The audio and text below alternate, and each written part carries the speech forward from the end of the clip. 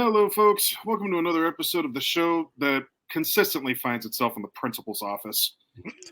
Welcome to another episode of Dad's Turn to Talk. We have our recurring guests and a new one as well this evening. How very exciting. Allow me to introduce you to the guest host first to get that out of the way.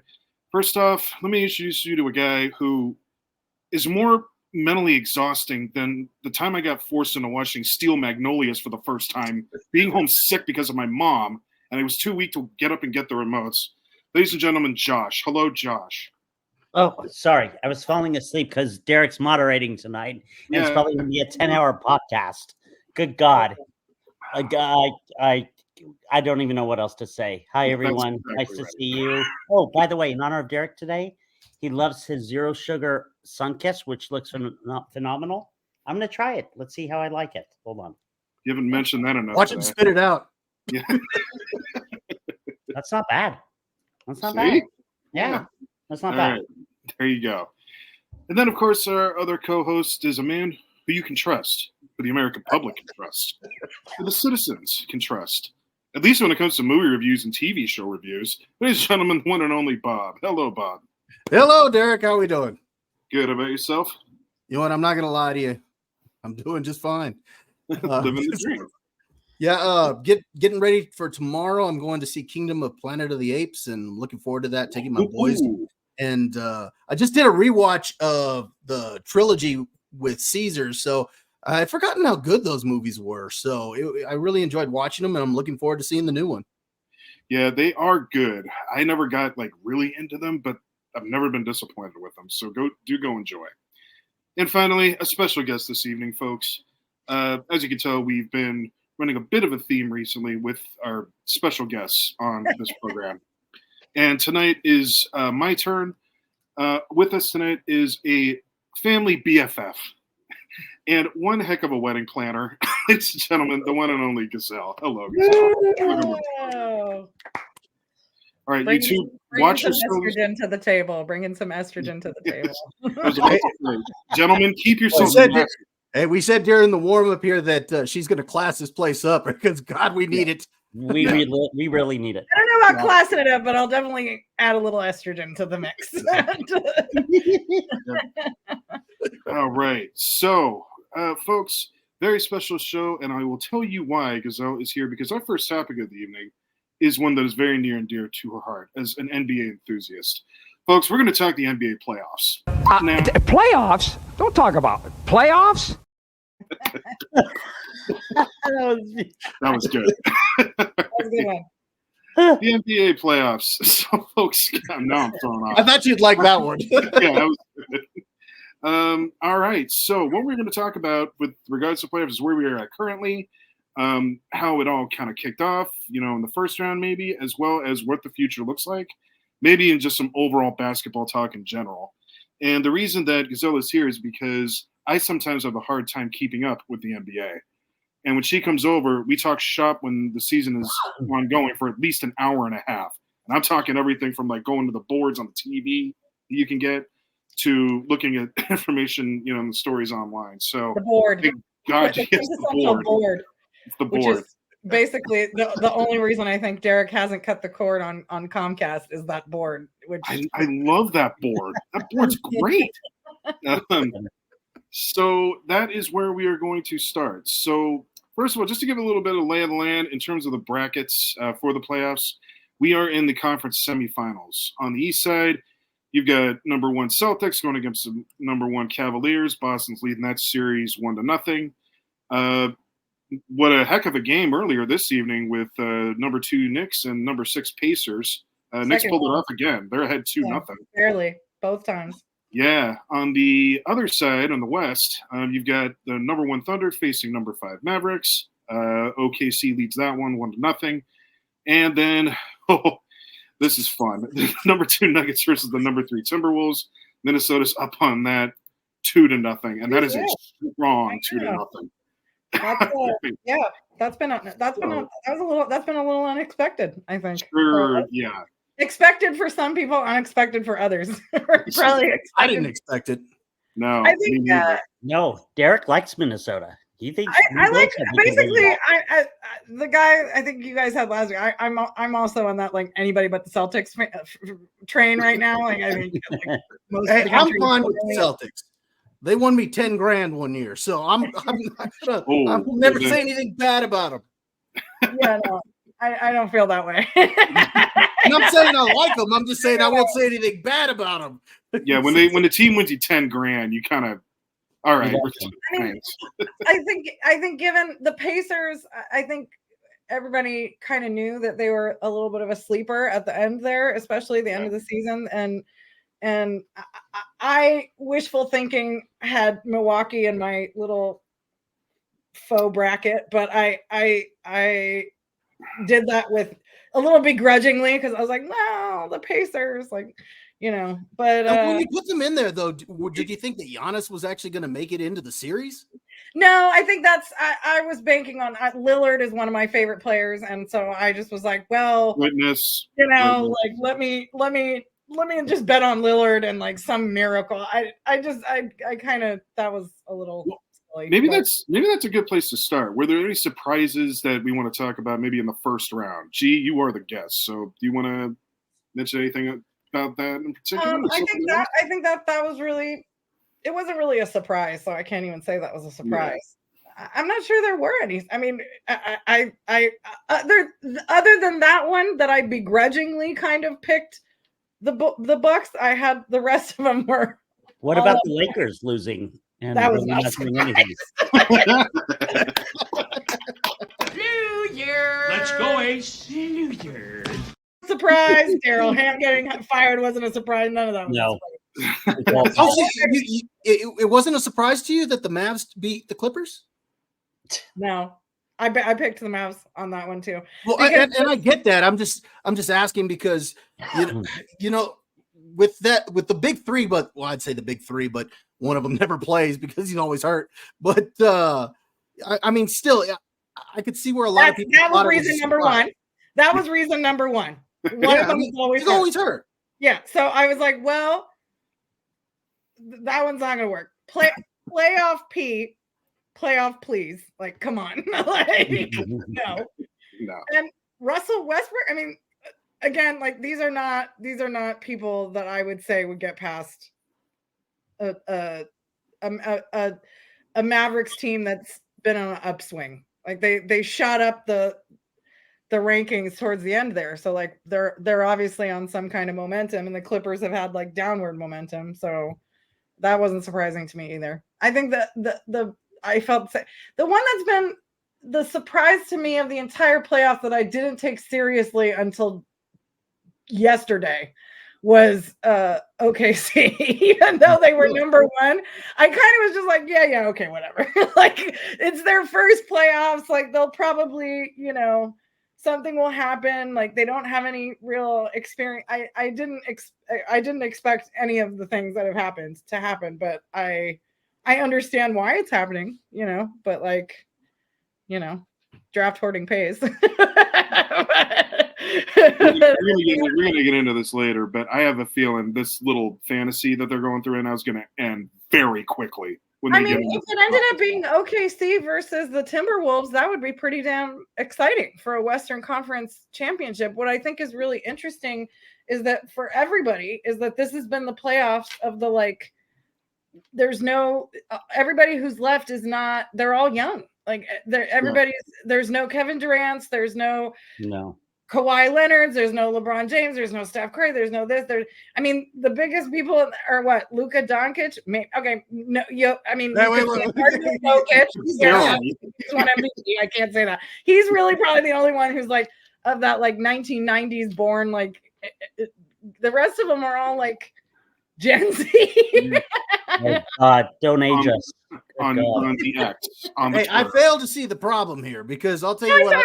It is nice having some of that fresh blood. Yeah, it's just interesting. It's very interesting that not a single, like of all the teams, like Anthony Edwards, like they're all Chet Holmgren, they're all like young, like, and people are gonna go buy those jerseys, and that's gonna be cool, like, But it's interesting that hasn't happened probably in a while, probably since my 2015 Dubs when they first like All of a sudden you got this little shrimpy dude from nowhere, from Davidson, that like exploded. Like, everybody starts somewhere. I think that could be Anthony Edwards. I think that could be Shea Gilgeous-Alexander. All those people are the future Stephs and the future what have yous. So it's just interesting seeing that all kind of happen right now. Like I don't think that the Nuggets are going to get past the Timberwolves. So then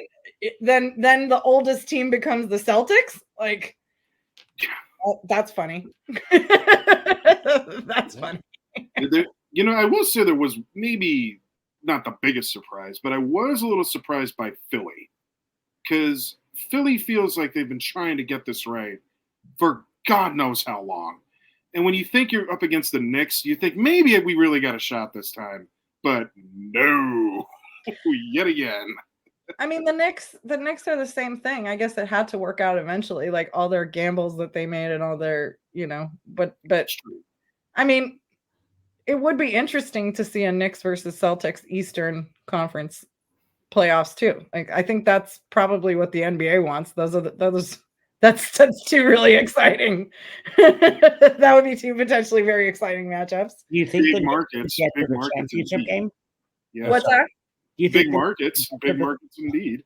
New York and Boston. So, New York and Boston, big market on one side, tiny market on the other. Like Oklahoma and versus Timberwolves. Like that's funny. Do you think, Gazelle, do you think the Knicks could get to the championship game? I think they could, just because first, as I said, I don't like Boston, but also, like, I mean, as much I think even Warriors fans will admit that they were surprised that the Warriors beat the Celtics in 2022. Derek knows. I was like, Derek, I as much as I want to believe and like we believe, like I don't know. And like you were very hesitant about that. You talk about the 76ers, like the Celtics haven't really gotten it together and made it work either. Like they've been number one in the East, or they're going in like top ranked in the playoffs, like how many years in a row with Tatum and Brown, and like it still hasn't gelled. So given the momentum of the Knicks, like I think that is very, very possible. Like momentum is there, What I'm curious to see with the Knicks, though, because I agree with you. I think they've got the team that they could actually get to the finals. Now, when I say they've got the team, though, they're basically running this playoff on a 7-man rotation. Mm-hmm. So because their coach loves to play their players, 45 to 48 minutes every single game. Awesome. So I'm curious to see if they're going to be able to hold up. Now, when it comes to Boston, the one thing that I'll give them, because you did mention that they haven't been able to bring it together, and you're not wrong there. But with a couple of the additions that they have made this year, I do think that this is a little bit different dynamic of a team. And what I'd be interested to see is I'm just spitballing here. Let's say they were to get to the finals, and let's say they were to get there against Minnesota. I think that could be something interesting, because you look at Minnesota and what they're doing to Denver right now. And because Denver's got this 1-2 combination, and every single score that they have on that team is reliant on the fact that Jokic gets these double teams, and then they're able to get these passes off of it and hit those shots. Where with Boston, you're looking at Tatum, Brown, Derek White, and Porzingis. You got 4 guys there who can generate offense and create their own shots. So that makes them, I think, match up a little bit better against Minnesota, because if they are double teaming Tatum, they have other players that can generate offense. So I'd be interested to see that. But the Knicks, the problem I see with them is depth. But they got the roster on that starting 5.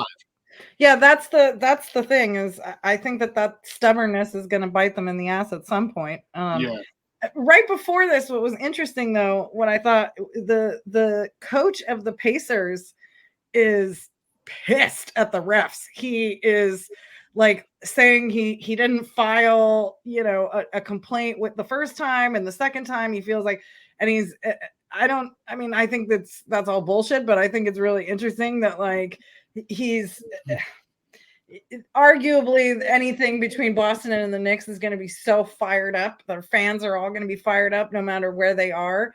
I also think that it'll all fall apart if one person out of that 7 isn't 100%, gets the flu, sprains an ankle, something like it got kind of scary there tonight with Brunson. Yeah, it sure did.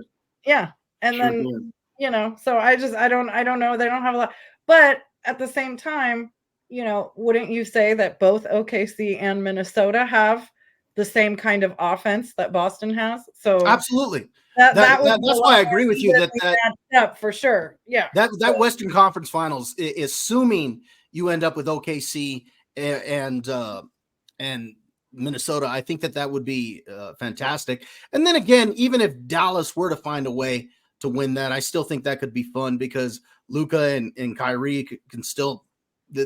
I don't care if you're double or triple teaming those guys; they still find a way to hit their shots, so that could still be fun. I think the West is a lot stronger than the East right now. Oh yeah, the West has always been strong. Yeah. We have. I asked this every year with Gazelle. I'm like, is East going to be any good? She's like, dude, there's like 3 teams. And I will say, although I always hold a soft spot, as Derek knows, for Jimmy Butler and pretty much any East Coast team he's ever been on. So that's funny. That I'm like, okay, well, there's obviously Boston, and then one other team, and then whatever team Jimmy Butler's on. So that didn't work out so well for him. It didn't work out for him so well this time around. But they were close. Same as the Lakers. When did you start loving basketball so much? I don't know. I think my family is Persian. And so if you can't watch soccer, you're watching basketball. I think my parents grew up, and a lot of my family are Lakers fans because I grew up in the Southern California area. Right. And being the, typical teenager or whatever, I was like, well, I don't like anything that you guys like. So, and you made a good decision. You made a good choice. Yeah, I was sort of a Clippers fan, and then when I came up here, I think at some point they gave me a Warriors ticket with like a tank of gas at Chevron or something. Like I went to Oakland Arena and I was like, oh, I could get into this. Like I like this. It was like the Monte Ellis, Jason Richardson kind of years. So I think it was when I moved up here to go to college and kind of just the East Bay teams. Other than the Raiders, the A's and the Warriors both kind of became my jam. But nice. Yeah. And things aren't working out so well for us as of late. Yeah, things have worked out. They've all left. There's deserted tumbleweeds in the parking lot of the Oakland Coliseum. And They still got that arena right next to it, but you go there for like some boxing some nights, and that's pretty much it. Or like mariachi music on a Tuesday. It works. I mean, it's turned into that kind of place, more like a community place. Whatever, that's cool. Yeah, it sucks that the WNBA team won't be playing in Oakland, but I mean, I think that this has definitely been, I think, similar to the 2015, 2016 type playoffs where you kind of thought that like anybody could take it. I don't think it's going to be a repeat for the Nuggets. I thought that for a hot minute, but I don't think that's going to happen. So no, not with the way Minnesota's playing against them. Yeah. And then what Minnesota's doing is something else, because Anthony Edwards, I always thought he was pretty dang good. He's good. But what's surprised me is how good their defense really is. I mean, it is stifling. They punk people. I remember saying this. He's having like a Jordan-esque performance, and he's really one of the few number 1 draft picks that I can think of late that have really, really like worked out and been like, lived up to that. I don't know. I can think of a couple, but obviously, but he's gonna be on the jerseys, on everybody's jerseys imminently, I think. Yeah. I wonder if he's gonna stay. I wonder if he would go to like a bigger market team, because that's probably the one thing that I could see some of these folks ditching these teams and going, all of them, like all these. I don't know if any of them will stay with the franchises other than maybe Brunson in New York. The rest of them are all on small market teams, so I don't know. And that's your new Lakers team, folks. They're just going to Right. take them all. There you go. Yeah. There it is again. I mean, I definitely was looking like a shopper at some of these playoffs, like, ooh, who could we trade? Like Wiggins, Paul, like, like who could I trade? I expect to go through that with you. Willing to part with Clay for? Like, I'm pushing my cart through these playoffs. Like, who can we pick off? I'm surprised we haven't done like a thorough analysis of this yet. You and me are going to have to go through that, G. We'll get to that in offline, shall we say? That review. I do want to mention about the Knicks, though. Well, why don't we just break down these series, where the series are right now? We'll start talking about each of these, and maybe just give a final glimpse on where we see things are going. The one thing I will say about the Knicks, yes, they do have 7 very, very awesome players, but I will give them their props because I thought the Pacers were going to go in there and just speedball them. I thought they were going to run all over them, and they have done that in some ways, but the Knicks have just found a way to come back and win. So now you have to take them seriously. I do think that it's going to be a different story in Indianapolis, but I do. After they won tonight, I feel like they got a pretty strong chance of taking it now. And if that's the case, boy, that's going to be an interesting Eastern Conference final. But what do you guys think? You think that? I mean, we talked about this. You think the Knicks win this one? I have a feeling. Yeah, I mean, I have a feeling that for some, I don't know why this year, I'm just thinking Minnesota Knicks finals. I don't know why. When's the last time the Knicks were in there? 1999? Was that when the was it? Finals? I don't even know. What was it? Was it 94? No. It was 99 in the lockout year, Bob, against the Spurs. Was it? Oh, yep. geez. And the Spurs won. And then before that was 94. God damn. Because I remember the one in 94. Right. Yeah, 99. Yeah, they did win in 94. 99 was, I forgot. It might have been like a 6-game. It was a weird year. 94. Obviously, 99. Yeah. Then 94, they lost to the Rockets. Right. In a good series. But yeah, they went back and I think they played in 99 against the Spurs. So it'll be interesting. It'll see how they, but boy, does Minnesota look good. So Spike Lee's been waiting a while. Let's just admit. Yeah, I actually, Derek, I would say I thought going into it, I thought that it would be evenly matched, and the games were evenly matched. I think the final score, it was one of those. It's been one of those games where I think the final score didn't necessarily represent the fact that like the Pacers were right in there until they were. That's seconds of the game, and up at certain points, more than especially tonight. But I don't know. I think they could. I think that the Pacers have a deeper bench, and Indiana's just having a good basketball year in general. Seems like they got Caitlin, they got Pacers in the playoffs past the Bucks. So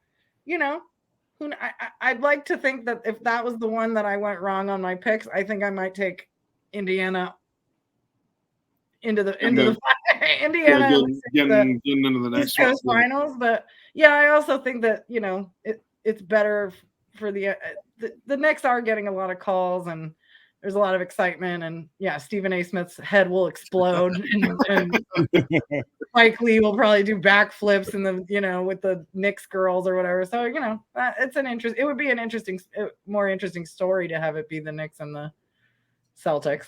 Well, I'm more surprised by the way the Knicks have hung in there more than anything, because I thought the Pacers were gonna start running and outscore them.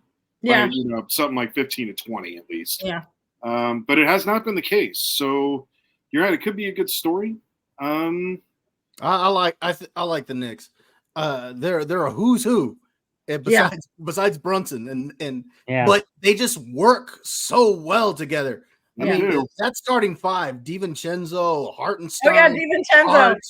Got a soft spot in my heart for little DiVincenzo. I mean, these guys they just fit well together. Yeah, and Jeremy talked about last week how the superstar teams are kind of going by the wayside, and the Knicks are the perfect example of that. Yeah, because nobody thinks of Josh Hart as a superstar or DiVincenzo, but these two guys are playing fantastic basketball right now. Yeah. Hartenstein, he's solid in the middle. A good player. He had good training, and he knows how to play on a championship team. So I think that was a great pickup for the fact that they got him, and you knew that he was going to be a starter and he was going to be somebody who was going to make plays, and he has really good basketball IQ, and I think that wins games. It's not about just being these superstars. I mean, I think, just look at what they're doing. There's this like hop around and try to find a super team it's not working. No, it's not. Look at who they brought in. Like you said, they brought in DiVincenzo, they brought in Anunoby, they got Hartenstein there in the center. They got Josh Hart. They bring in Brunson last year, and I mean, they're a solid starting five. They're a young team. This is a team. They're not superstars besides maybe Brunson. Yeah, I had that conversation. I said to somebody, so it was like, who's on the Knicks? I was like, well, Hartenstein. He's like, who? I just looked them up, and like their birthdays, they were born when we were in high school. Yeah, 2000. Yeah. They're all like 2000. Oh my God, they 1999, 2000. This is what I'm saying. It's like the next, other than Jokic, I would say, more or less, pretty much everybody else is that late 90s, very early 2000s born. Yeah, they are young. Yeah. It's an interesting, it's just a make you a star kind of playoffs. So makes it fun. I guess I'm gonna I'll say the Knicks on this one too. I originally was not thinking that, but I also didn't fill out a bracket, so I get to kind of do what I want to at this point, which is unfair. But I'm just gonna do it. He's going by the way with the wind here. Wherever the wind blows. All right. Next series over in the East. Does Cleveland stand a chance? Answer no. No. Anything to say about that? I do like their roster. I think Donovan Mitchell is a great player. I like Garland. I love those two bigs that they have down there with Allen and Mobley. Yeah, what's that guy's name? Starts with a B. Forgot his name. I was just looking at him too. I like what they got there, but I just don't see them taking Boston. I really don't. Okay, do you know what the Cleveland Cavaliers are the Dallas Mavericks of the East? And I've always said this about Dallas, and I always feel like that never gets further than this. They're very good. Oh, they're quite good. They're not championship, but they're very good, and that's Cleveland right now. So I think they got pieces in place to maybe make a run in the future, but I just don't think it's this year. No, I would agree. I don't think it's there. If they get the pieces, if they give the pieces even more than what they have right now, then I think you're right. But right now against Boston, no way. That's unfortunate for them. Like if they were playing, the Pacers or something, they'd have a shot. But they got the wrong matchup. Wrong matchup. Yeah, they did. They were doomed. So then, what do we think for the Eastern Conference Finals? Do we see a Boston New York series? Yeah, I think so. Probably. So? Yeah. You know that Gollum is going to pull the strings and make that happen. Precious. Yeah, his precious. So much money. Precious. So much money. I can only imagine what that Game 1 ticket will be. Like it'll be like the who's who. Ben Affleck on one side, Spike Lee on the other. Oh God! There's going to be at least 5 fights just in Game 1. Just in Game 1, you're going to get 5 fights. Yeah. But that could be a really fun series. Yeah, it could be. But you know what? I kind of like to see Indianapolis get in there because I think they're a little bit feistier than New York, like at least like from the speed perspective. Yeah. And that I think could give Boston some hiccups. They would probably give Boston a better run for their money. That's why I was saying I think if the Pacers could do it, I think that could be really interesting. But is Indy a better 3-point team than New York, right? Or no? Yes. Halliburton, yes. Okay. Halliburton's great. Halliburton is good. Yeah. Got it. And then Siakam is pretty dang good himself. Yeah. Talk about a young team with a lot of talent. They're gonna get on the upswing as well. You're gonna be seeing them a lot more. Well, and Carlisle's a great coach. He He's is been around. Mm-hmm. He's been around. Lots to like there. All right, so it sounds like we're going Boston and New York for the Eastern Conference Finals. And then over on the other side, all right, let's just get this out of the way. Does Dallas stand a chance? No.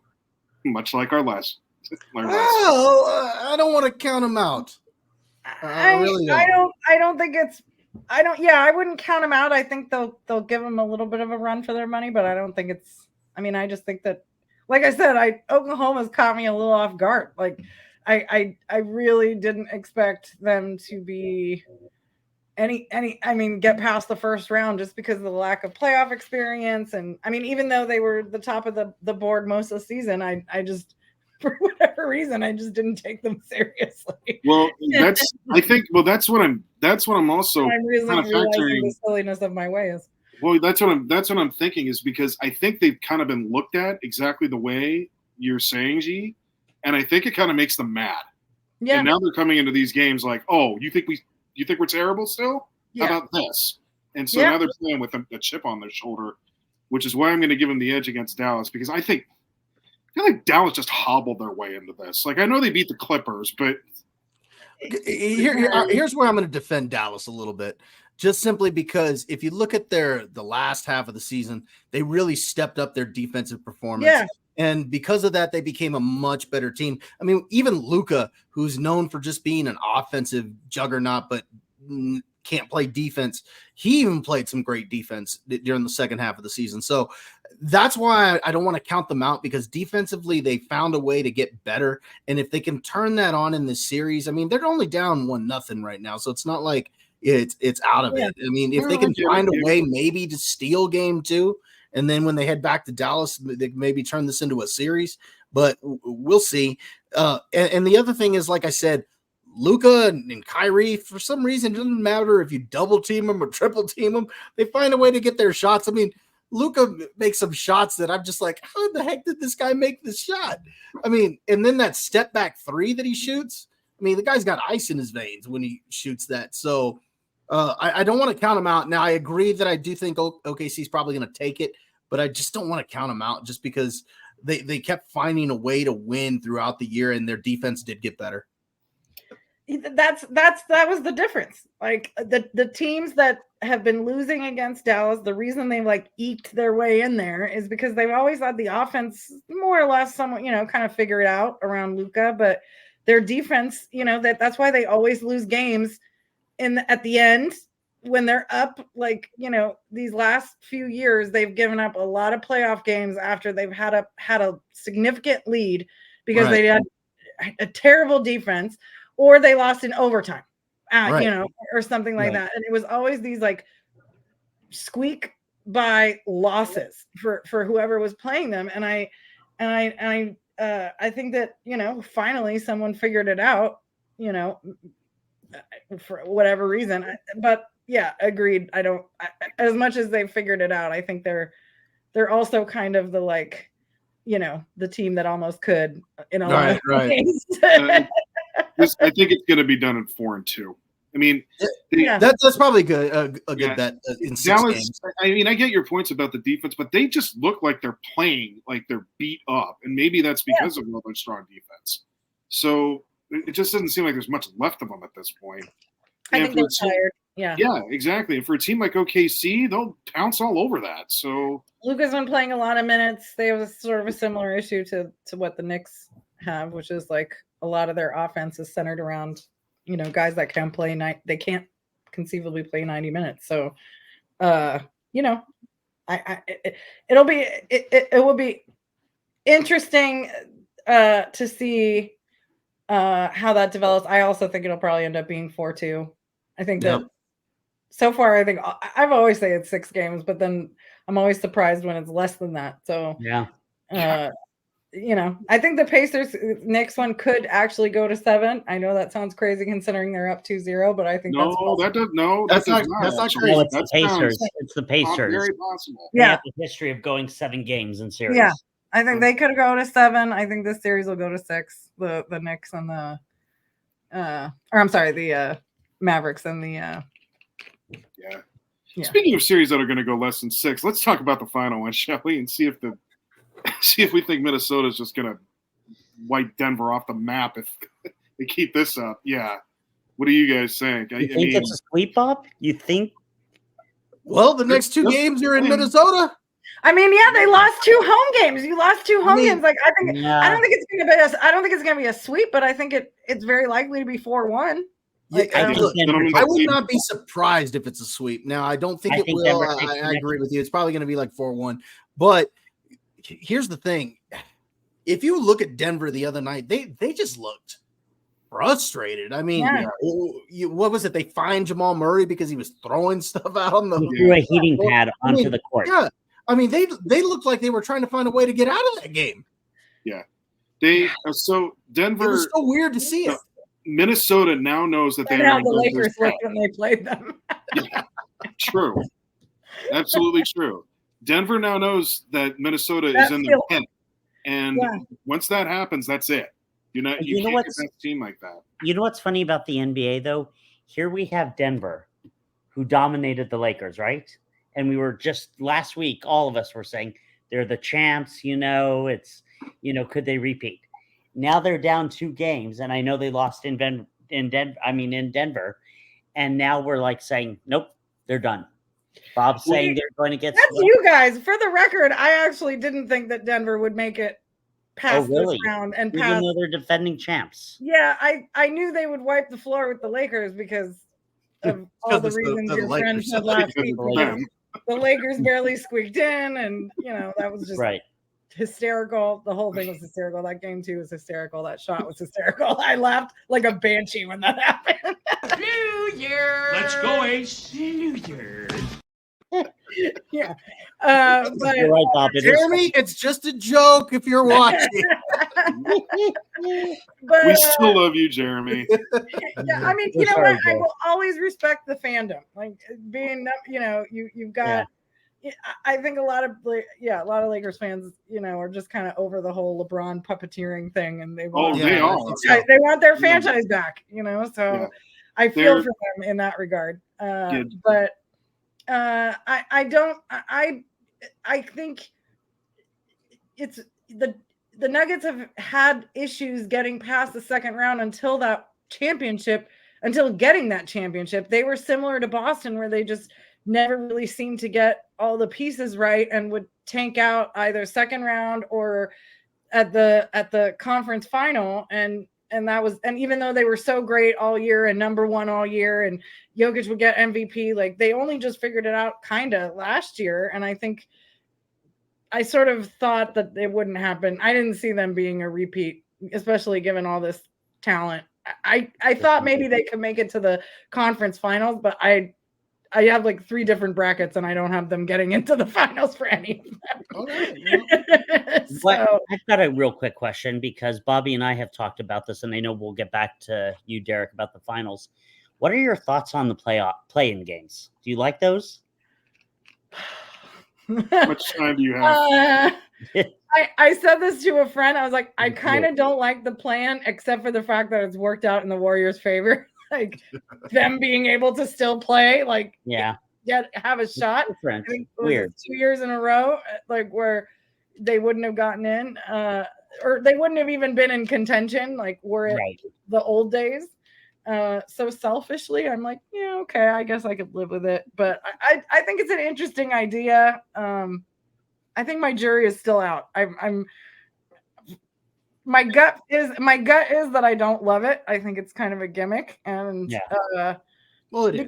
You're gonna have number 10 teams competing against the number one team, that's like setting up the number one team to always win in the first round. Like, not necessarily. We've seen upsets, though. I mean, come on. We've seen upsets, but that's the exception rather than the rule. Yeah, that's in the 7-game series, the you know what I mean? If it was a 1 and out kind of thing, then I could see that being interesting. But once you get to the playoffs in a 7-game series, it's like a number 9 or a number 10 team, like that's more than a Cinderella. That's more than one game. Like you got to pull that off 4 times. Like it just seems to be setting them up for that first round has become a little bit of a joke for the teams that are playing.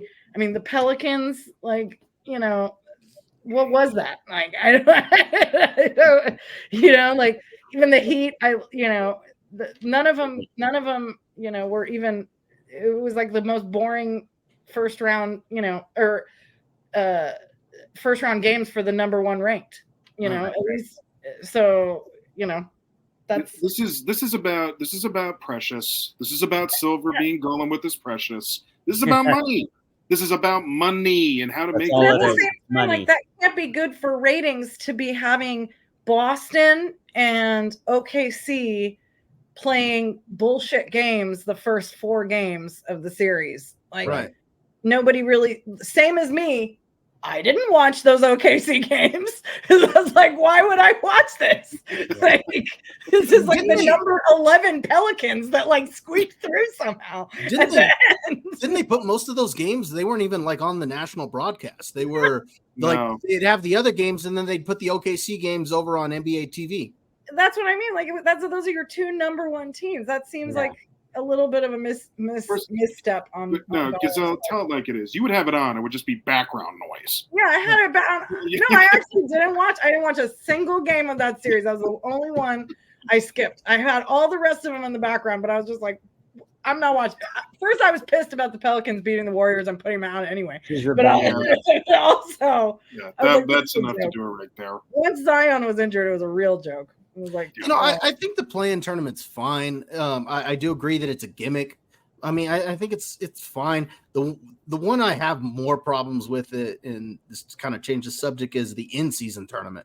I have more problems with that one than I do the play-in games. Oh yeah, that one. That's more of a gimmick than the play-ins is. Yeah, I mean, I have no idea why you have this in-season tournament and the games count as regular season. Until you just said it, I completely forgot about the in-season tournament. I forgot you need an incentive. Yeah, you know who won it? The Lakers. The Lakers won it. I know, like if a team wins it, there should be an incentive. Like you get a first round bye or you get home court advantage. The incentive is money. It's a financial incentive. No, but I'm saying, like, you look at baseball, Bob. Remember when the All-Star game, they made it mean something? Whoever wins the All-Star game, that conference has home field advantage. You need to do something different. I get it's the money, but I mean, it's so ridiculous. There's got to be a better incentive, especially for the fans. So Gazelle had to tell me. We all knew, I think even before that started, people could have said the Lakers were going to win. Like I think probably Adam Silver and LeBron like came up with it at some poker game at a bar and like shook on it. And it's like, here's a way for you to get something because we all know you're not going to win a final. So let's give you a trophy. Like a participation trophy for LeBron. Did they put a banner up? Did they put a banner up for that? I can't remember. I want to say yes. I bet you the Lakers I hope not. You know what? I actually hope they did put a banner up. I think they did put a banner up. That would be very Lakers.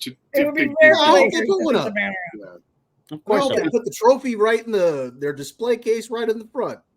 Adam Silver probably still has the cocktail napkin that him and LeBron wrote that down on. Yeah, exactly. Like, somewhere. Exactly. So, back to the topic at hand. Do we think it is going to be an OKC, Minnesota? Man, it sounds like we're thinking that, and if that is the case, that's going to be appointment television. That I think has a very good likelihood of going to 7 games. Yeah. I think that could be a great series. That could be a really good series.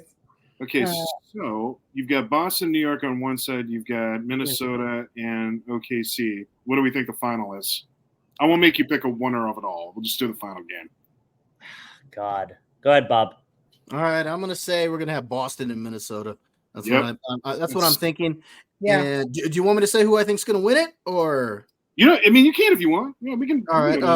I'm going to take Boston, Minnesota, and I think, call me crazy, but I think Boston finds a way to finally pull it together this year. Like I said, I like some of the additions that they made for their roster. Now, don't get me wrong. Minnesota, I think they're good enough to win the whole dang thing. So I wouldn't be surprised if they won the whole dang thing. The only reason I'm saying that I think maybe Boston can pull it together is because, like I said, the additions that they brought over are guys who can generate shots.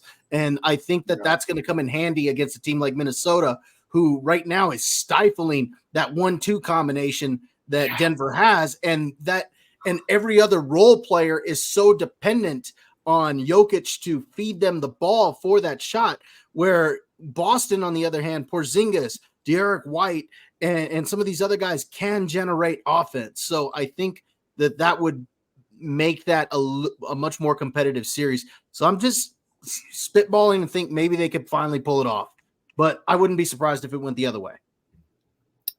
Fair enough. Who's next? G, you want to go? Who you got? I also think it'll be Minnesota and Boston, but I think it'll be Minnesota. I'm gonna bet on the youth. What's that?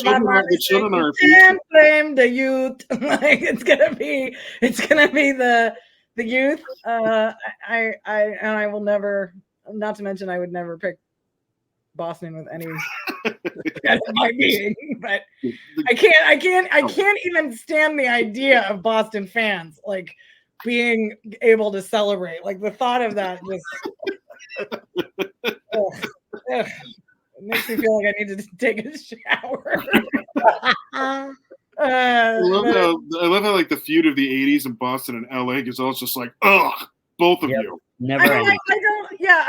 That's how your friend last week said anybody but the Clippers and the Celtics. Yeah. I would say anybody but the Lakers and the Celtics. Oh man. I'm sure funny. That some people feel that way about the Warriors, but beep. But that's our team. All right. All right, Josh. Finally to you. Who's it gonna be? It's funny, Gazelle, the guy who's right above you there, Bob, I've known him since first grade. And we used to watch NBA games together in the 90s a lot. And he's watched a little bit more lately than I have. I'm kind of like out of the loop. I'm more of a football guy. But to bring me back, honestly, I would love to see Minnesota versus New York and Minnesota win. I think that would get my attention a little bit. Because Minnesota's never won. They've never been to the finals.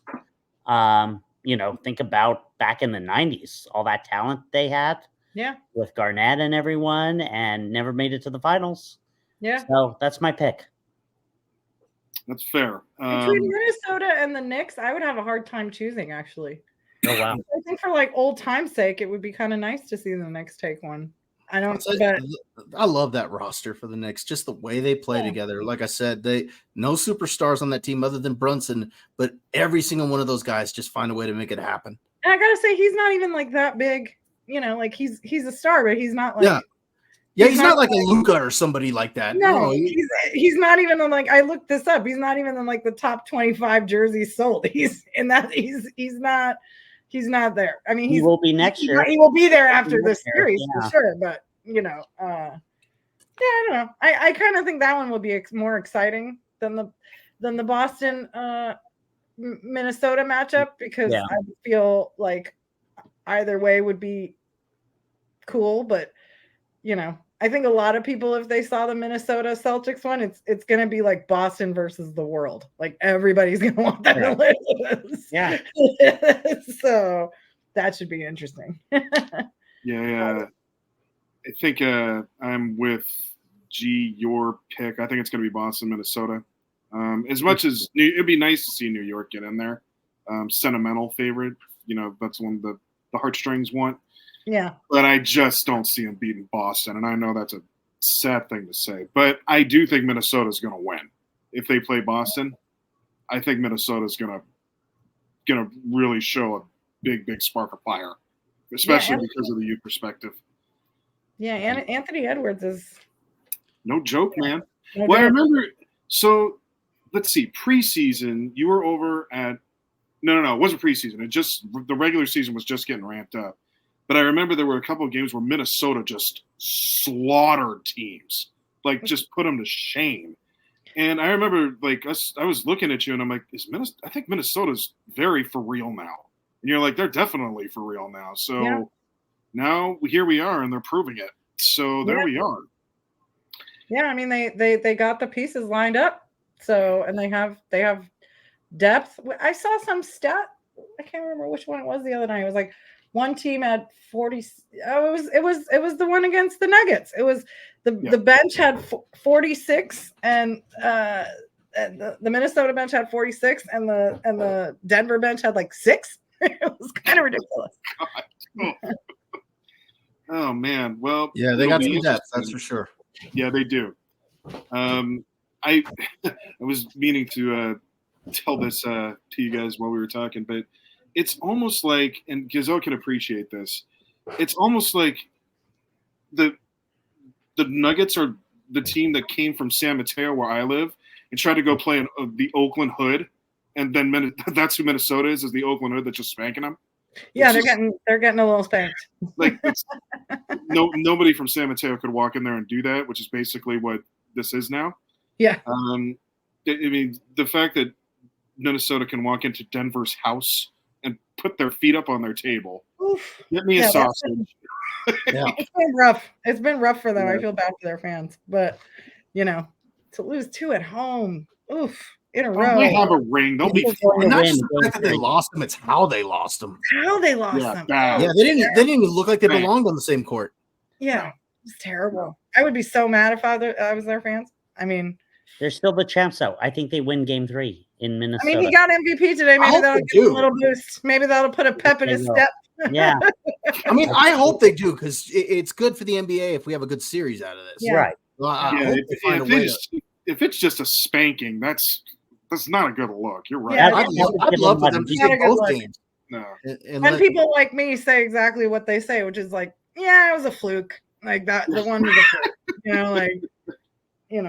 I mean, if they were to sweep them, what would they have between the Western Conference Finals and the finals? They'd have, or no, we're in the semifinals. What would they have? They would have a couple days off, a week off. Yeah, they'd have a couple days to rest up. Yeah, I mean, it's interesting. Which is not. I mean, but the OKC. I don't think that one is going to go to 7. I mean, I don't think that's going to go. Right. I don't think the Mavs one's going to go to 7 either. I think they're both going to get a couple days to rest. Yeah. So the OKC Mavs one is going to go 4-2. This one, Minnesota and Denver may go shorter than that. It could. It may. I don't think they'll go 4-zip. I think it'll be 4-1. Yeah, no, I'm with you. I don't think it's going to be a full-fledged. Full-fledged. I think they win the next one. But Minnesota's not a team you want to give any time to, because they'll recuperate fast. So, I mean, it'll be great. I mean, if it's OKC and Minnesota, I'm going to be happy either way. So, good stuff. Anything else to talk about the NBA? You were awesome, Gazelle. You did a great thank job. you for joining. Wow. Thank you. Yeah, anytime you come class up this place, that's great. Yeah, come to the finals whenever you want. We'll reconnect maybe either after some sort of blockbuster Warriors trade or something like that. Draft. I'm sure we'll discuss. I'll have thoughts. Especially you're more than welcome. Especially if any of the moves involve Clay. I have mixed feelings. So we all do. If you're a Dubs fan, you're more than welcome anytime, G. Really appreciate you for coming. Bye, Thanks Dad. for joining us tonight. Bye, G. Bye. Take care. Bye. Great seeing you again. That was cool. Absolutely. That was cool. That's good stuff. Lots of knowledge. I told you. Wow. I told you guys. She keeps me informed. God, notice that Josh was pretty quiet most of the time. I know, right? No. We can talk about football later. All right. No, it's fine. I told you guys. I told Josh he needed to do his homework on this one. Oh, thanks for calling me out on live TV there, Bob.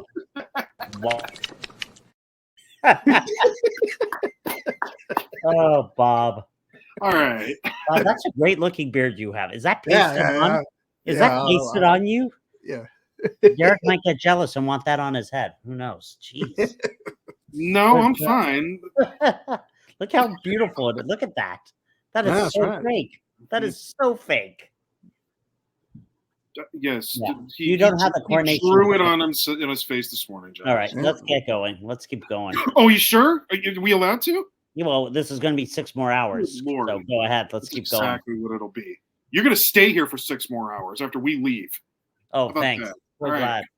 So let's move on to our next topic, which is an interesting one because it came through our week from the last time we had our episode last week.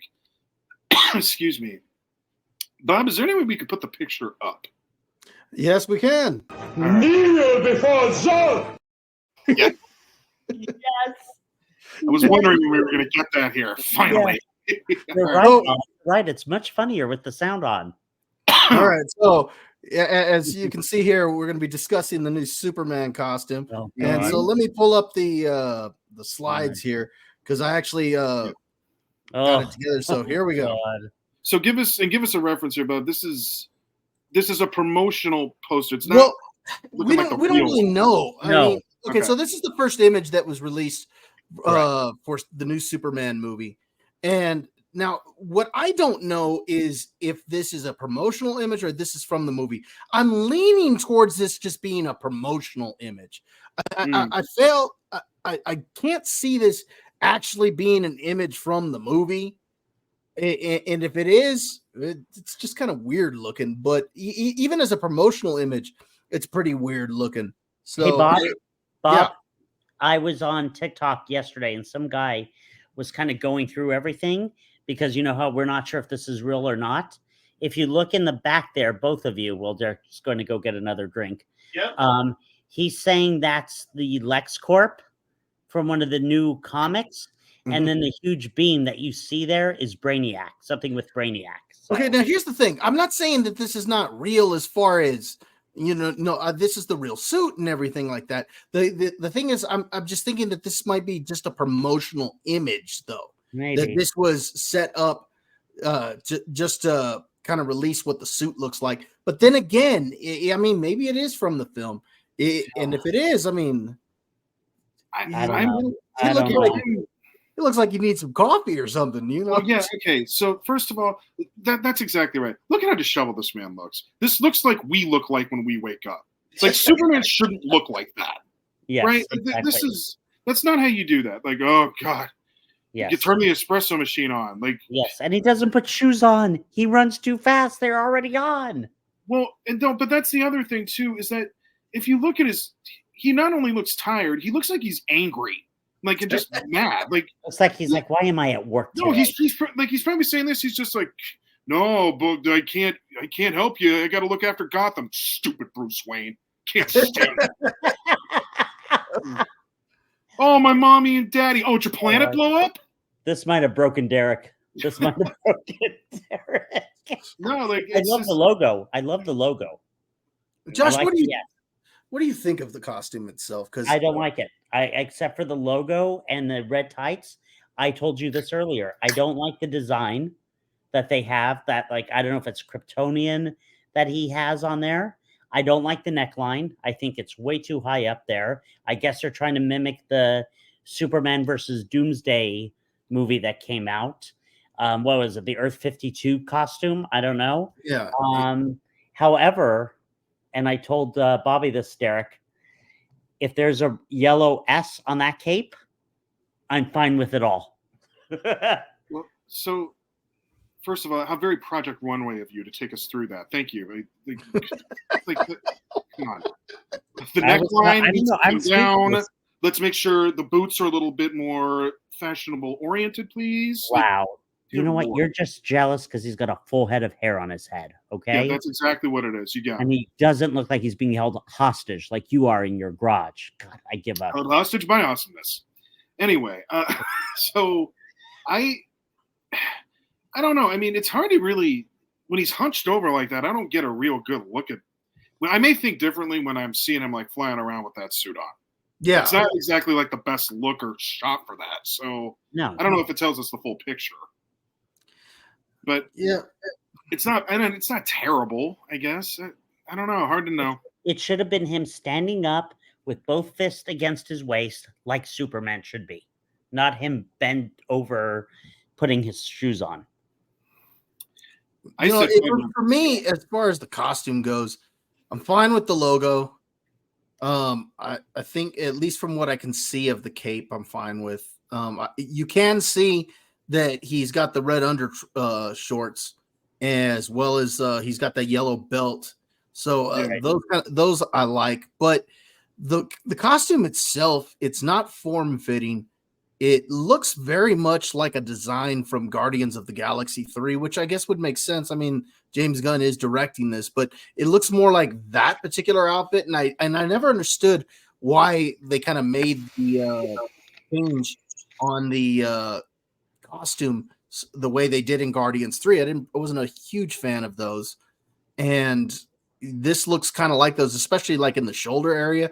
I was telling Josh, it almost looks like he's wearing a winter coat or something, because it seems like it's too big for him. This guy's a buff guy. Yeah, he's a big dude. Yeah. And is that the actual guy who's playing him? Yeah. That's him? Okay. That's him. It's not a bad choice. At least he's got the curl. They said he looks like Henry Cavill. That's what a lot of people are saying online. Well, he kind of does. He does. From here, he looks identical. Yeah. It's not bad. I mean, he doesn't look like a bad choice for Superman at all, from what I can tell. No, not at all. Yeah. I told Bobby Derek yesterday, a really cool poster that they should do. They won't, but would be of like, you have people in Metropolis looking up, and you see Superman, but you see him from behind. So you just see the cape, and you see him from, behind, and they're pointing up, like up in the sky, which I think is a really cool idea for just a promotional poster. My thing is that I've mentioned this to you before, Josh, and I stand by it. I really like Man of Steel, but I understand the criticisms of it, and this kind of seems along the same lines. Yeah. Where is the hopeful Superman? I mean, where is it? Why do we have to change? Why the ride is just like we all talked about last week, the writing, and why does everybody have to put you can put your own spin on it, but try to stay to the comic, Gents, we can't judge all of what this is going to be based off one shot like this. Yeah, it's hard to say. I'm just basing it off this image. It doesn't look like a very hopeful image. And the thing is and Superman, for some reason, they keep wanting to write him for a modern audience. And I was mentioning this to you guys in the text thread the other day. They're trying to write him for a modern audience. They don't need to be writing him for a modern audience. A modern audience needs to aspire to be like Superman, because that's the whole point. He's supposed to be better than all of us. Yep. Yeah, he's supposed to be somebody that we're supposed to look up to. So to me, it just doesn't seem very hopeful. Again, I'm not a huge fan of the design of the costume, like as far as how it fits, and you can see like the little designs there on the shoulders and stuff like that. I'm not a huge fan of that. But the logo I'm fine with. I like that he's got the underwear. I like that he's got the belt. So it's kind of mixed for me, because there's things about it I like and things I'm not too fond of. But what I really liked is the fact that the internet had some fun with this costume. There we go. So like there's been several images, and so I just grabbed a few of them here, and so like there's this one, which is not too far off from the image that we got. Garfield didn't even bother getting dressed. So I kind of like that one. Or we've got this one here. Is that the one I sent you? I don't. It might have been. I think it is. But I think this one was pretty good. Super. And just so you know, Josh, I didn't include my favorite one, but oh, you didn't? Favorite one should probably stay out of this. There's this one, which I really like. That's so good. That's so good. Good. This was a pretty good one. But at the end of the day, the issue that I got is, like I said, why can't we get a hopeful Superman, and why can't they just get the costume right? Some kid or some guy on his Facebook page or on his computer turn around, and this is what he pulled off. And why can't we get something like this? I don't see how that's so hard to do. I don't get it. I mean, this image instantly started floating around, and people were like, "Oh my gosh, that's so much better." It's funny how little like only a couple of little tweaks can do that too. But it's fantastic.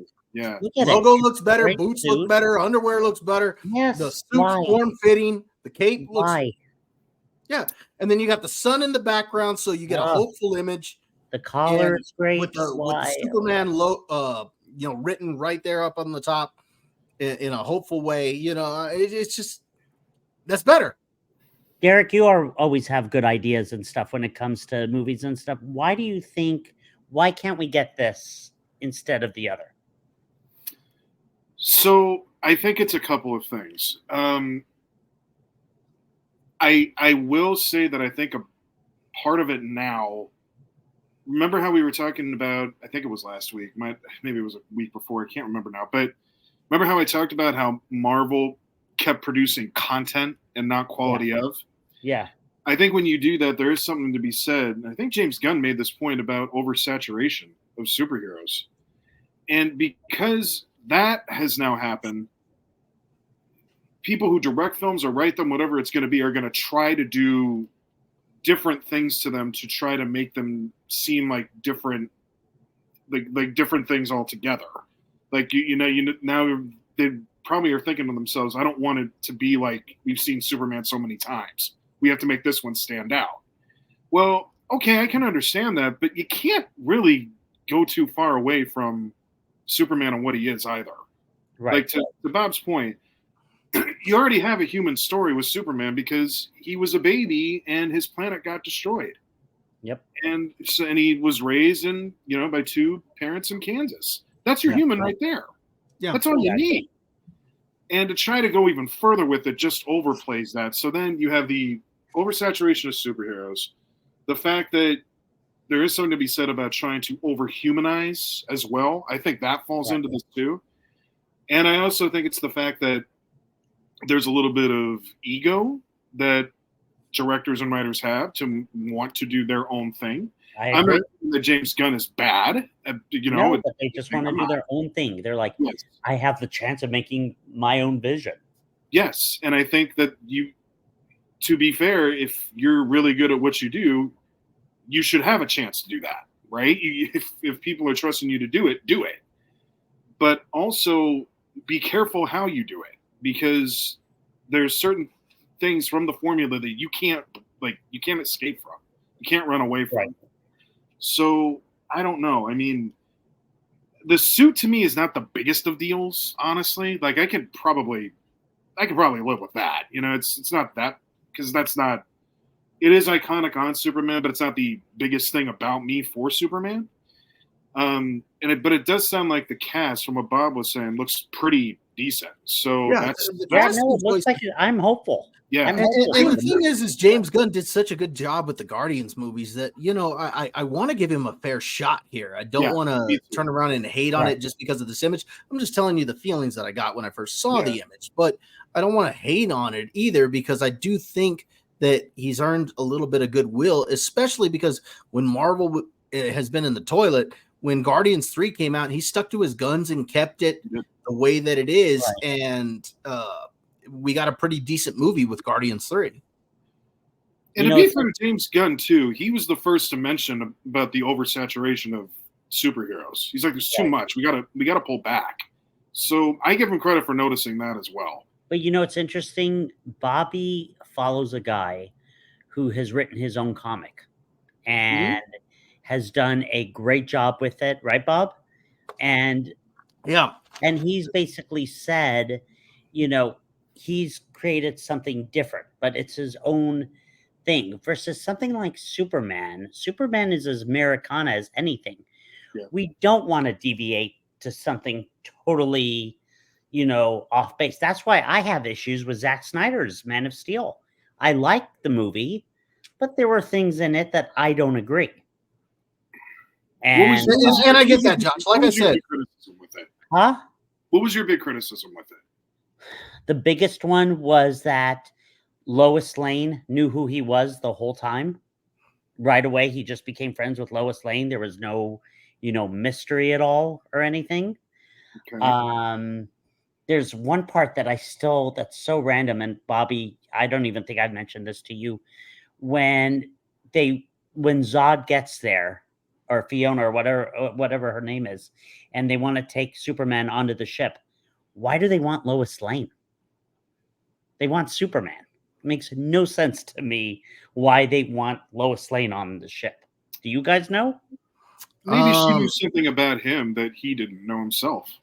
Maybe. It's just weird. I don't know. It just certain things. Well, remember she published a story about him, and but what do they care about that though? They wouldn't. Yeah, but maybe they were trying, because remember, they fished through his and her mind to get information about where Superman was from, because they were looking for that codex.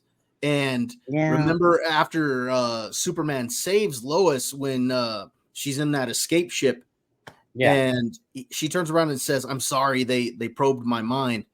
And that's when he realizes that, oh my gosh, they know where my mom is. And that's when he flies off to go save his mother. Okay. So that's what I'm thinking, because she wrote about him, that maybe they figured that she would know who he was. And that's probably it. So I can, that's the only thing I can come up with. I'm not, you bring up a valid criticism. What I find funny though, Josh, is the criticisms you bring up aren't even the biggest criticisms of the film. The biggest criticisms are that you got a brooding Superman, and also that you got a Superman who killed Zod, which I don't think should. But he killed Zod in that's why I'm saying I don't think that should be as big of a criticism. Like that wasn't. Or the other one is that he let his father die in the way he did. That was ridiculous. That was so dumb. So I could turn around and get on board with that. Don't come here. Don't come here. Not near the tornado, son. Come on. Don't come here. So I get what you're saying, Josh, and I don't necessarily disagree with you. I just happen to really like the film. But you like a bad movie. But it does have some valid criticisms that I can't ignore as a Superman film. Now, so understanding those criticisms and, looking at that image, again, it's kind of like, well, are they going to try this again? Could be fake. Could be fake. I don't know. Could be. Well, no, the image isn't fake. The image it was an actual image released by James Gunn. That he tends to manipulate the situation a little bit. You know what I mean? The question is, are there multiple suits? And this is just like one version that we see. Well, Derek, I told Bobby this. I said, like, we always talk about, like, doing a Batman movie or a Superman movie. If I were like the director, I would like have 3 suits made, put it on X or Twitter, whatever you want to call it, and be like, ask the fans, which do you like? The other problem with this is the fact that this isn't the first time we've seen Superman before. We've done this dance a lot. Yeah. And so that doesn't help things either. No. I mean, when is this movie coming out? Is it 2025? Yeah, next year. But then they'll probably push it back again just to annoy me. That usually happens now. It's actually what James Gunn and I were texting about today. How can I annoy Josh? Yeah, it'll come out. They said, let me tell you. How much time do you have? We need to back it off where it's got superhero fatigue. So we're going to bring out the new Superman in 2028. Yeah. And it's Lex Luthor, right? That's the villain? That's what they're saying. Well, he's in it. I don't know if he's going to be the main villain. That's what they're saying. He's the main villain. We'll see how they do it. Because there's rumor that the Authority might be the villains. Who's the Authority? Well, those are characters from I don't know. I guess the best way to describe it, they're like bad superheroes that I don't know all of their backstory. I don't want to turn around and pretend like I'm an expert. I don't think they would do that though. I think it's Luthor. It's basically like Suicide Squad, only it's not. It's hard to. Oh, you have to go back and read exactly what it is. It's kind of hard to follow. Yeah, I don't think they do it. I don't think they would do it. I think it's Lex Luthor. Well, they're supposed to be in the movie, and because they're supposed to be in it because one of the movies after the Superman movie is supposed to be the Authority. Oh, okay. So they must be filming right now then. So this is in progress. They're already filming. All right. Who's Lois Lane? What's her name? I like her. I mean, based on the image. Hold on. Was she in the Marvelous Miss Maisel or something? I don't know. Let's see. Oh, Rachel Brosnahan. Yeah, that's her. Yeah. Okay. Very good. Nicholas Hoult is Lex Luthor, which is I think that's a casting choice. That could be good. Better than Jesse Eisenberg. Oh my god. Yeah, but that's a low bar. I was about to say that's not saying much. Oh, that was horrible. And I actually think Jesse Eisenberg's a good actor. He was so miscasted. Not good. And again, he played him so eccentric, and it just didn't work. Like the Joker was weird. It wasn't for him. It wasn't for him. It was weird. Well, what do you think Zack Snyder does? He says, "Okay, Jesse, I want you to put a Jolly Rancher candy in the senator's mouth." Like, what is that about? I think that was probably improv. Yeah, I think that's weird. I don't think Zack Snyder was like, "Okay, now with the Jolly Rancher, please." No. A minus. That's an A minus. Okay. Well, I don't think we should let this bring us too down. I think we still want to give it a shot, right? Of course. Let's go. Let's a great story can change out of everything. If it's a great story, great. July 11th next year.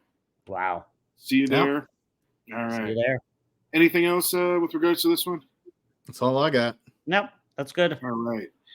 Well, then let's move on to a third topic for the night. Folks, you think you're some kind of Jedi waving your hand around like that? That's exactly right. He starts talking and you interrupt him. That's okay. I know. I'm fine with it. It's good. No, you're talking and Bobby just shut up. There we go. There we go. See, Bob, it's rude. See, finally. I was totally fine with that. I know, but it fit the topic, right? It did. Oh my God, this is ridiculous. That's right. If you looked at Bob's clip there, folks, in my household, we began an experience, a journey. My son was introduced to the Star Wars film franchise this past weekend on Saturday night at Cinepolis, 645 in San Mateo, California, at the Hillsdale Mall. It was the first Star Wars experience of his young life, and we got a chance to see the Phantom Menace on May 4th. May the 4th be with everybody. Hope it was a good one for you. So not for me. I had to watch Tales of the Jedi or Tales of the Empire. That comes later. You just made me yawn. We'll stay on the Phantom Menace. Yeah, I should have watched that for May the 4th. All right. Well, the good news is that it's still pretty much the same movie you'll remember. Not much changed off that. I remember this movie. This came out in 1999. The first episode 1 did, and I had not seen this movie in forever and a day. So I was kind of excited to. Yeah, I was kind of excited to revisit it and look at it from his perspective. And I will say, in terms of Star Wars movies from the kids' front, this one does a pretty good job. If you have kids, this is really a good one to go watch. Was the pod race an hour and a half again, or did they cut down on the pod race? Because it seemed like an hour and a half. An hour and a half. It's about it's like 10 minutes. It's Josh. I know. It feels longer, though. Josh, it was still long, okay? And by the way, my son loved it. So you can take a little negativity and go somewhere else. All right. I'll talk to you guys later. Yeah, thank you. Little some steam, Bennett. I knew it. He was looking down. I knew it. I saw it first. He's like, that's great. He gets quiet and I'm like, oh, here it goes. Here it goes. So just thoughts from my son's side, if I could, because he was the perspective I really did want to get. He loved the race, loved it. Sorry, Josh, but he also loved the final battle. Really? But was he scared at all? No, actually, not at all. Okay. I think he was more intrigued because that's what I was going to mention here. I think I might have said this to you, Josh. It's not that he was scared, but he was definitely confused and asking a lot of questions because it's hard to know exactly where everything is. So Bob would have probably hated this, but every like 10 minutes or so, my son would tap me and be like, "Wait, what's this?" And you kind of have to explain it to him for him to get what was going on. You know what you tell your son, right? Oh, here we go. Please. Shut up! Oh, that's wrong. Yeah, when he tapped me the seventh time, that's what I told him. No, Josh, you don't say that to your kid. It's a joke. Go do your little thing. Be quiet, and then you. This is the type of person Josh is, where you have to explain your joke. So now it's not funny. Oh my god! Was it weird? Was it weird seeing Qui-Gon Jinn get killed and actually stay dead with the lightsaber? Because everyone gets stabbed now in the stomach and is alive. So no, it was, that part wasn't so bad, and I mean, the movie is. You tend to forget just how much they wanted to really load that thing up with CGI. Yeah, and the CGI they had back then versus the CGI they have now, boy, there's a world of difference. Oh yeah. But it was so fun, and because there's so much of that happening from a kid's perspective, when Qui-Gon dies, it's not like a really huge bad thing. And my son's at the age now where he's like, yeah, I can watch that and know what it is and move on. And especially in the world of Star Wars, things are so out there that okay, so Boba Fett's going to shoot an alien. Okay, well, we know it's not real, right? Yes, let's move on. You're 8, almost 9. So he really did enjoy it, but that was the one thing I did want to call out, is that you do spend a lot of time trying to explain this and piece everything together. He is definitely interested in the next ones, so he's excited for number 2. They're going to do some party for that. We were supposed to go over to Alameda. One of Kate's friends is a huge Star Wars fan, and she wanted to do this big event with all these kids for May the 4th, but she ended up getting COVID, so she couldn't go.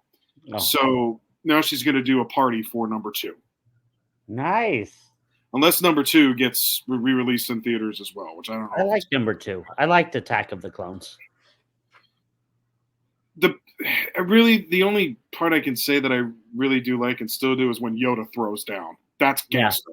Yeah, of course. That was awesome. The problem I have with part 2 is that I hate sand. Oh, God. It's rough and it's coarse. It gets everywhere. Oh, here we go. Mr. Comedian. You can't get it out of the house. No, look, I actually like Attack of the Clones as a movie. It's just that the dialogue is so dang cheesy. No, you don't. Don't lie to our audience. No, I actually like it. I had a good time when I saw Attack of the Clones. And like Derek said, when Yoda throws down, it's pretty dang good. Come on, Josh. You were sitting in the theater with us. Everybody was going nuts when that happened. Oh, that was awesome. No, the Yoda thing. I can't sit there and say that I hated the film. I liked the film. I actually like all the prequels because at the end of the day, despite the negative aspects of those films, they still feel like Star Wars. Yeah. So I enjoy the prequels. They do some great world building. Yeah. I enjoy the story for them. The special effects for the most part are still pretty good. There's some stuff like what Derek said, they're not quite up to par on some of the stuff like with the Phantom Menace, where the big battle that happens on the outside with the Gungans. Yeah. And the droids.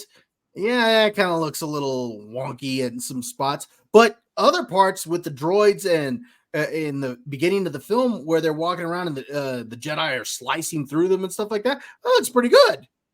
So I can't sit there and knock the special effects in Attack of the Clones is the same way. Some of it looks really good and some of it not so good.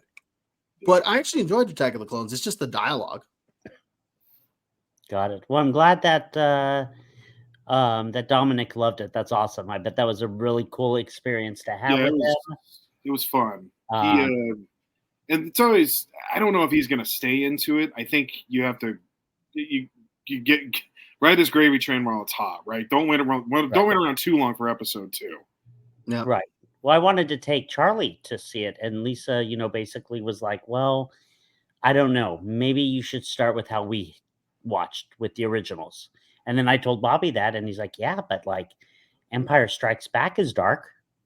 You could honestly, I would say it doesn't matter, because having watched this one first, I bet you if I went back and watched 4, I'd probably feel just the way I did about this one in introducing him.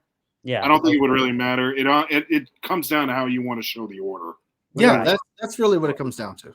Yeah. Do you want the question is, do you want Charlie to be surprised when she finds out that Darth Vader is Luke's father, or do you want her to watch it in the preferred order that George Lucas wants you to watch it? I mean, it's just what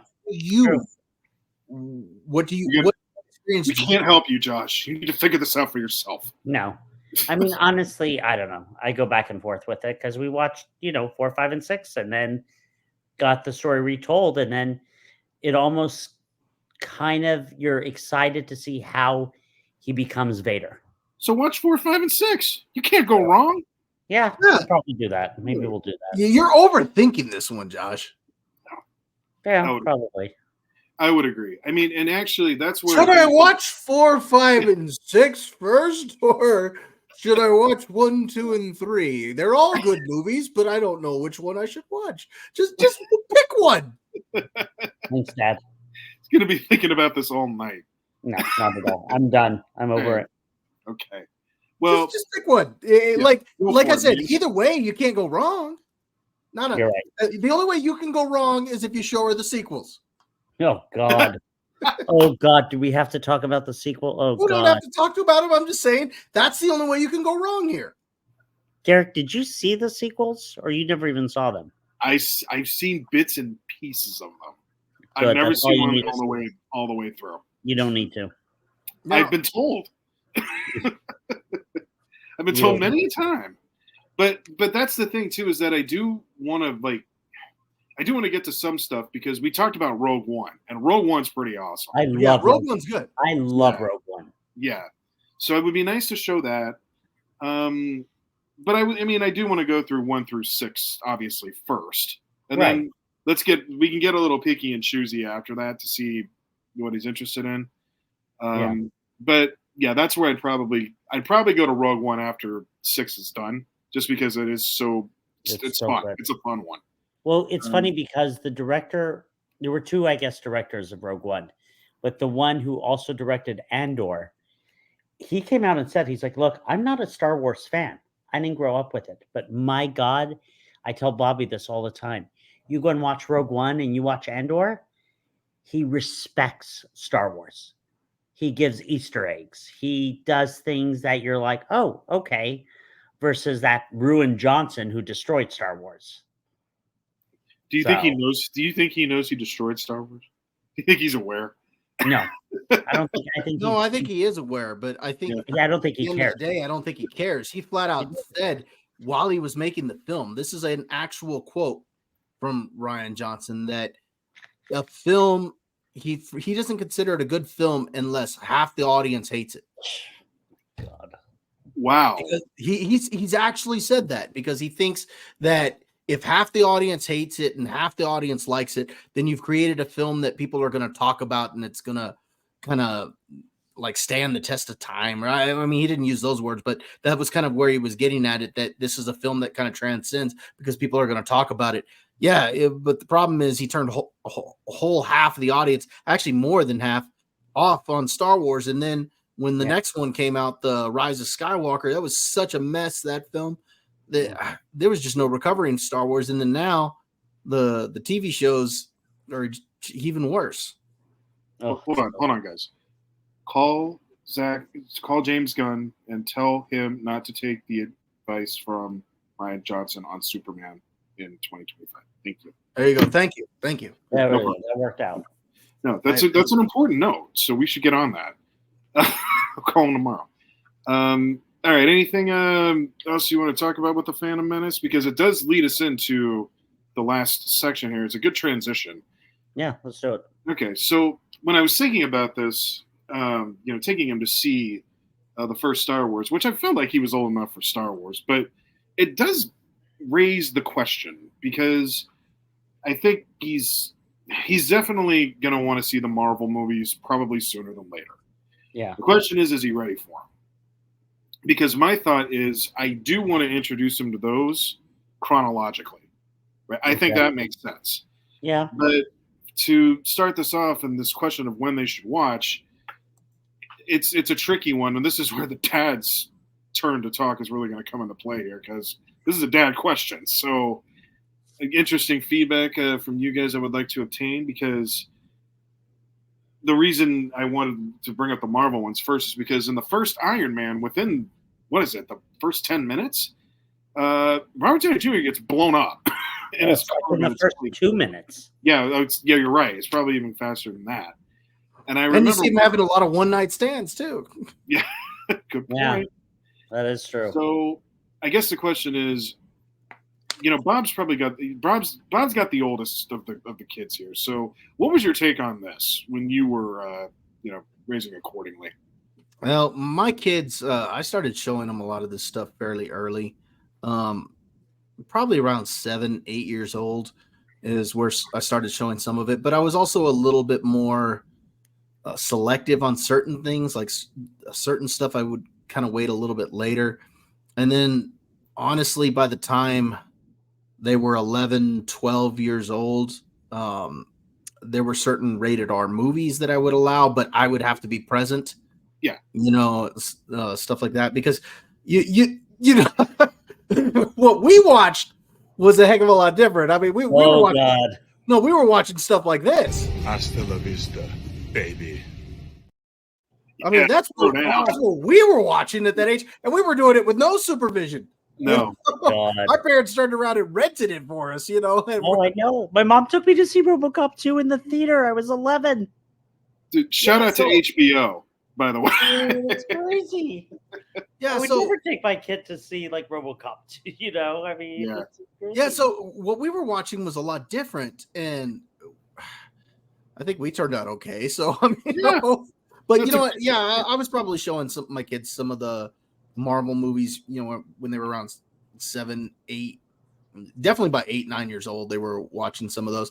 And like, I remember my youngest or my oldest boy, when I got video of him running around the house, with a Superman cape and shirt on. And it's funny because there's this one part in Superman Returns where you see Brandon Routh running down this alley, and he opens up the shirt, and as he does, my son's just sitting there watching it, and as soon as Brandon Routh opens his shirt, my son turns around and goes, So I mean, it's hilarious, and he's sitting there flying to the music and the scene and stuff like that. So yeah, I mean, he seemed to enjoy it, but also thought Superman Returns was a little bit different than some of the other films. So I was selective, I guess is the best way to say it. But I was showing him certain stuff around 7, 8 years old. Yeah. Now, it raises the question too, because obviously I'm not going to show my kid Deadpool right now. Okay, that's not happening. But how old is he again? He's 8. He's going to be 9 in August.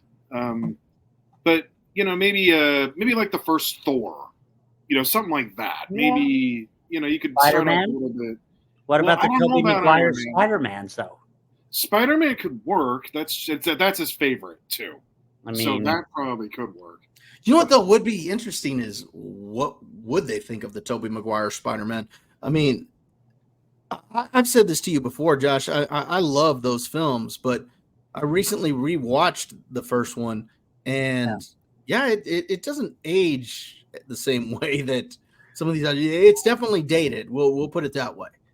It's still fun, but I'm wondering how a modern day audience would look at that, given the types of movies we've had since then. So could he watch the newer Tom Holland Spider-Man instead? I mean, I'm not saying he wouldn't enjoy the Tobey Maguire Spider-Man. I'm just, it's just me kind of spitballing here.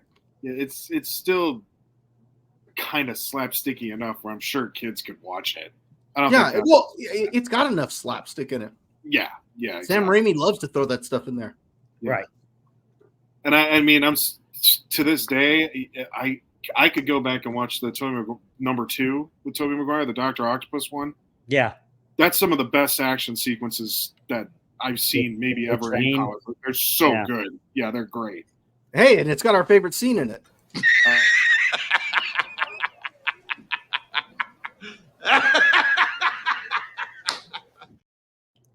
Right? No, that's why you watch. Come on. Yeah. We need him on the show. Yes. I think Oh my God. I love that scene. That's nuts. Anything in advance? He's a genius in those movies. Yeah. Oh my God. And I Parker, love how he's just why stuck didn't you around the answer? I whole way called you through. once. Where you been? Looking for you all morning. Why don't you pay your phone bill? Your wife wants to know what curtains you'd like to go with. Whatever's cheaper. Well, what is it? Is it in the first one or the second one where she says, your wife lost the credit card? He's like, thanks for the good news. The second one, because or I like think it's ready, even right? the early ones. Like he's You're like, right, I think it is. Your wife's on line 1. He just picks up the phone. And she's like, and she gives him the price for the flowers. He's like, you can pick the daisies off my grave. Oh, he was so good. She wants this whole which one to pick. He's like, whichever one's cheaper. Whichever one's cheaper. Gotta go. Big story. He's great. Crap, mega crap. You need more of the scenes, though, Bob. You'll find some. Don't worry. But honestly, to answer your question, Derek, it's funny because it's, amazing with our whole dad's turn to talk. I've got the girl, and, our kids are 1 year We're going to apart. get into this. Yep. And, Charlie can be sensitive with stuff, and things can be scary to her. Mm-hmm. So it's like me taking her to see Phantom Menace or see something. I don't know how she's going to react. I took her to see the new Ninja Turtles movie, and she did not like it. We left after 20 minutes. Well, did she not like it, or was she scared of it? It was both. There was Okay. some stuff she didn't like about it, versus like if I had a son, I would probably be taking him to some of these movies at like 8 years old. Okay. Is what I think. I think you're right on that stuff. But I would pick because like Bobby was very right. Automatically I'm thinking, oh, Iron Man. But Bob's like, no, Iron Man could be, tough because he's had one night stands and that's probably not appropriate. You see him in the middle of a one night stand. Right. I mean, maybe Hulk, What about Guardians of the Galaxy is probably okay. I think that's all right. You think it's okay? I like Guardians. I could see maybe where she might get scared at certain stuff, but I like Guardians. Guardians is one of my we're talking favorite. about Dominic, Derek's son. Like, could he see? Yeah, I think Guardians would be fun. I think he'd have a blast with Guardians. Guardians is fun. And then I love the soundtrack. That right. It's just a fun movie. He also wants to see the Pirates of the Caribbean movies. He cut the really art. Yeah, he does. He cut the artwork for it one time, it was going to be happening next on Disney Plus. He just saw it. And he goes, "Ooh, can we watch that?" I think you would enjoy the first one. I think the first one's fun. Yeah. The first one's really good. Scarier. The first one's an extremely good movie. Yeah, it could be fun. The second one, no, Sea Monsters ain't. Come on now. I mean, like all of them, all 5 of them. I mean, I think they're fun. They're not great, all of them. Except the first one. The first one's the only one I would say was great. The other ones were mid. They were okay to some. Summer release, kind of good, yeah. But at the end of the day, there was only one that was great, and that was the first one. Right. I like the second one though. I thought the second one was good. I don't think it's great, but it was fun. The one I never saw was Dead Man Tell No Tales. Actually, again, I think it's fun. It's got some stuff in it that I like, but it's not a great film by any means. Javier Bardem. It's a sequel. I mean, that's what I can say. It's a sequel, but there are some elements I do like about it because I do think they close up some storylines. The only problem is they hinted that what's his name, Davy Jones, was going to come back.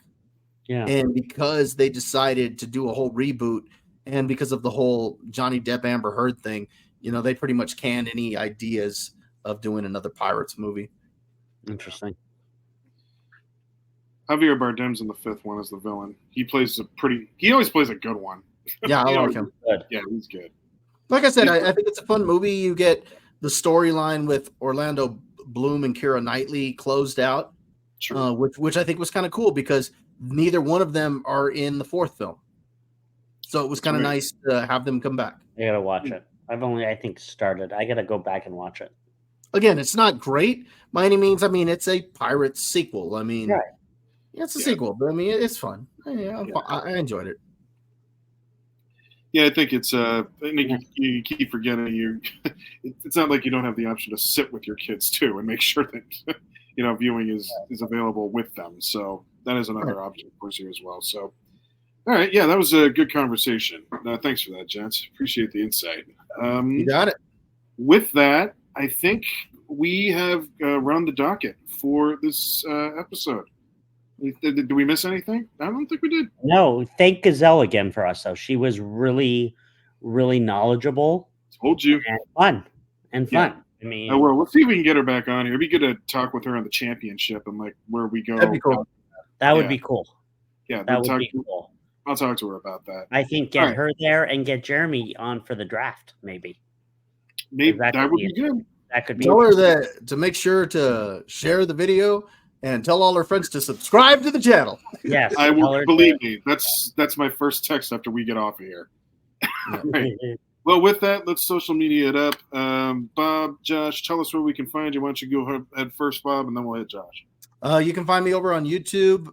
Was it good at Bob Loves Movies, and we've already hit 330 subscribers. So our little channel is growing, and I'm having a good time over there. Should have another review out by Friday sometime for Kingdom of the Planet of the Apes. I doubt I'll be able to film it after I see the movie tomorrow night, but should have it out on Friday sometime. All right. You can find me, on Facebook, Instagram, TikTok, LinkedIn. I'm under the Family Man of the Valley. I'm a real estate agent here in Southern California, and unlike Bobby, I have negative 300 subscribers. No, I'm kidding. You like that? Yeah, that's where you can find me. All right, you can find me at the nursing home getting out of my doctor checkup with all the old people over at Facebook and LinkedIn. And with that, gents, I think we can call it a night. Absolutely. Podcast tonight, gentlemen. It's been a pleasure, boys. See you next week. Have a good night. All right, bye. Okay, bye.